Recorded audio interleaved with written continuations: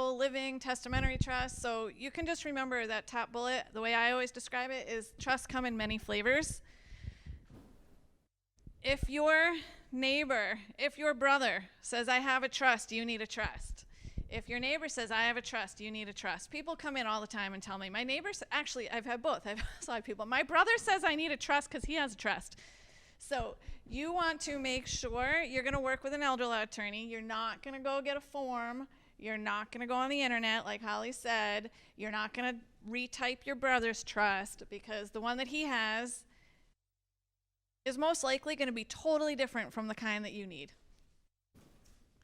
The one that your neighbor has is going to most likely be totally different from the kind of you need. And you might not need one at all. So these are all questions to discuss with the elder law attorney. Quick rundown of different flavors. So the revocable trust, right? Holly said revocable, irrevocable. So revocable during your lifetime, like she said, you're in charge, you're the beneficiary. Successor trustee can step in and help you with whatever you put in that bucket, your money, your socks, your house. When you get tired of managing things, or if you get to a point where you can't manage those things, successor trustee steps in, avoids probate.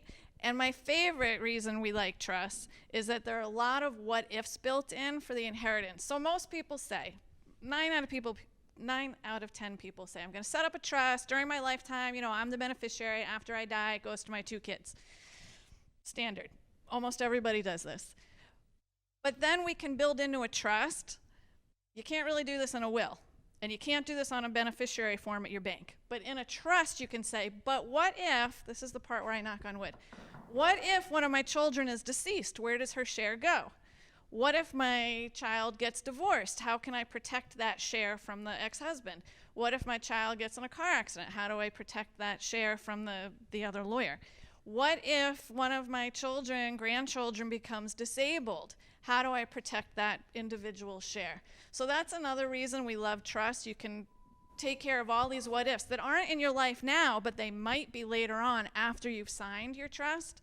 It's already built in. We've already figured out if this thing pops up in your life, we've already taken care of it on page 7. So that's another reason to do a trust. You can't do that in a will. You can't do that on a beneficiary form, all the what ifs. Irrevocable trusts. Irrevocable. Remember Holly said you sign it, it's done. It's a done deal. She also said there's pros and cons to every plan that you put in place with your estate planning attorney. And irrevocable trusts, there's some great pluses. And I'm saying this because you're going to hear on the radio, you should have an irrevocable trust. Or your neighbor's going to say, I did an irrevocable trust, you should too. So you need to know, irrevocable trust, the reason we do them might be mass health, nursing home planning, might be creditor protection, like if you own a business and you want to make sure that your business could never be, grabbed by creditors. If you, again, have that child who, that husband's a little shady, I want to make sure I can protect her inheritance from that guy. Tax planning, we can do with irrevocable trust. So those are all the positives.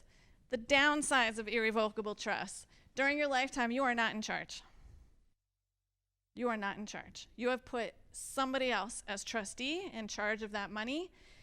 You've put somebody else as beneficiary of that money. So I'm just going to give you an example because this comes up all the time, and I'm sure you've already talked to, heard neighbors, et cetera, talking about it. Someone else, your neighbor's going to say, well, I put my house in an irrevocable trust so that the nursing home can't take my house. That can be great. Nobody wants to use their house to pay for a nursing home. But you need to know the dark side of that is you are no longer in charge of your house. Probably you named your kids as trustees. Your kids are now trustees of that irrevocable trust that you put your house into so the nursing home can't get it. But now your kids are in charge of your house while you're living there. If they want to sell it, well, no, that's not true. If you want to sell it and move, if you want to do a reverse mortgage so you can stay in your house for longer, and they're like, that's my inheritance. We're not doing a reverse mortgage. There's nothing we can do about it. So just be very aware when you're listening to people tell you, put your house in an irrevocable trust for a nursing home. There's a dark side as well. Other irrevocable trusts, life insurance trusts, that's all about saving on estate taxes. Q-PERTs are all about saving on estate taxes. We're not going to go into those now, but Susan wanted us to just really convey the idea that trusts come in lots of different flavors.